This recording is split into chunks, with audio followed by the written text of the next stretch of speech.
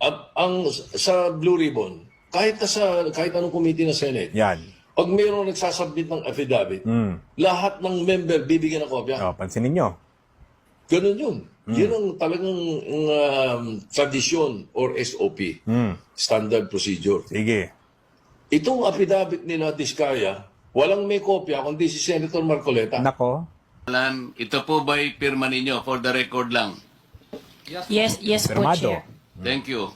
Mr. Chair, can we ask a copy? Every member Yan. of this committee. Yes, we will do that. Pase-xerox po natin ito para lahat po ng miyembro ay bigyan na kita ng kopya nagbigay na. At saka meron akong mga ilang pa rito. Si Senator Jinggoy.